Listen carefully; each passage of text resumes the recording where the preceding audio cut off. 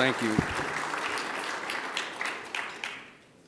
Thank you. I want to welcome everyone here to the State Department. I wish it was on a happier occasion, although we do have things to celebrate in terms of Americans that have been returned, but also we remember those who have not returned. I want to open, first of all, just by stating the obvious. The United States is currently engaged in an operation targeting one of the world's leading hostage taker, the world's leading sponsor of terrorism, the regime in Iran.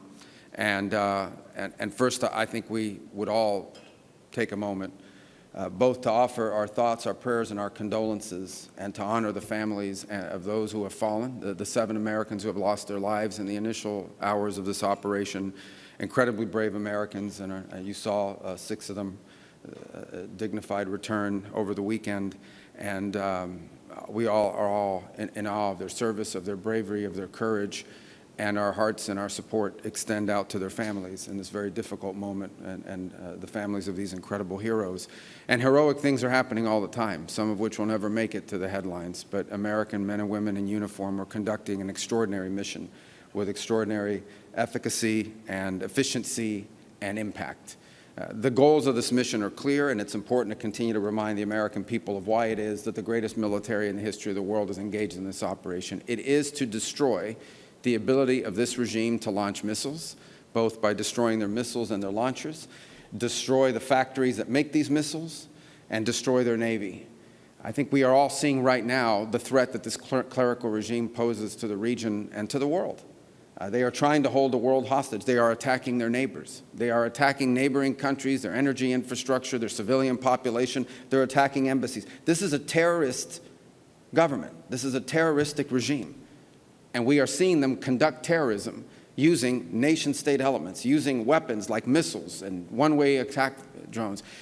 And the objective of this mission is to destroy their ability to continue to do that. And we are well on our way to achieving that objective every single day with overwhelming force, with overwhelming precision. The military, the United States military, the men and women in uniform are conducting an extraordinary operation. There are not a lot of cameras down there covering what they're doing, as opposed to some of the other images that you may see from some of the cities and capitals nearby. But I want everyone to know your military is getting the job done. And every single day, this regime in Iran has less missiles, has less launchers, their factories work less, and their Navy is being eviscerated. And the world is going to be a safer and a better place when this mission is accomplished. And we...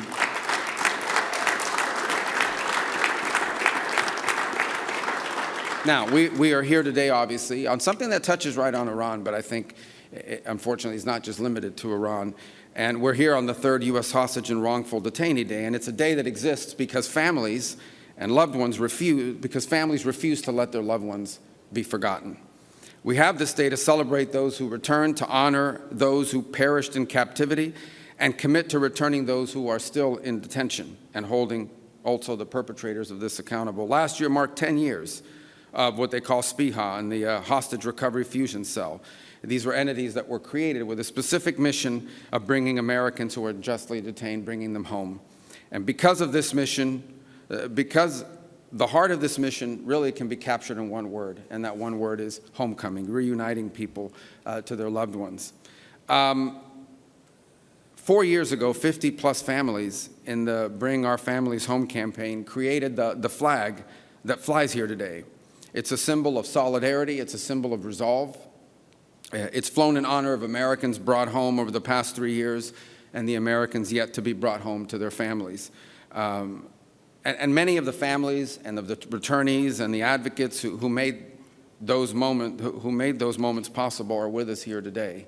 And we want to thank you for your advocacy, for never allowing us or anyone to forget of those Americans that are unjustly detained. And we're especially grateful to those who themselves were detained. You know, it would be perfectly understandable if you decided, I'm back home, I'm going to go on with the rest of my life. Your willingness to step forward, to tell your stories, and to ensure that other Americans who are similarly situated to the way where you once were are not forgotten. We're truly grateful. Your persistence, your courage, your love for your family members continues to drive this effort in days like today.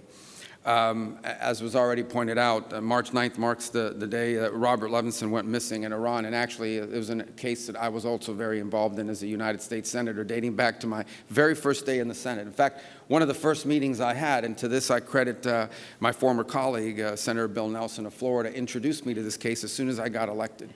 And because of Mr. Levinson's ties to Florida. And we remained on that case throughout my career in the United States Senate, and it's one we will not forget. It's indicative of two things: the fact that Americans are taken all over the world, but it is particularly a reminder of the nature of the regime that we're dealing with in Tehran. We're honored to have his sons here today, Dan and Doug, with us. Thank you for being here. We appreciate you very much.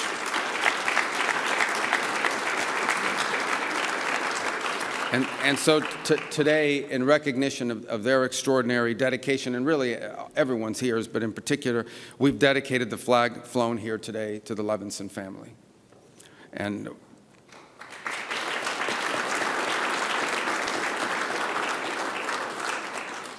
I think it's also important to give President Donald Trump a tremendous amount of credit. He has made, from the very first day in office, the return of Americans held abroad unjustly a priority of his administration. And since his inauguration, a little over a year ago, over 100 Americans have been brought home.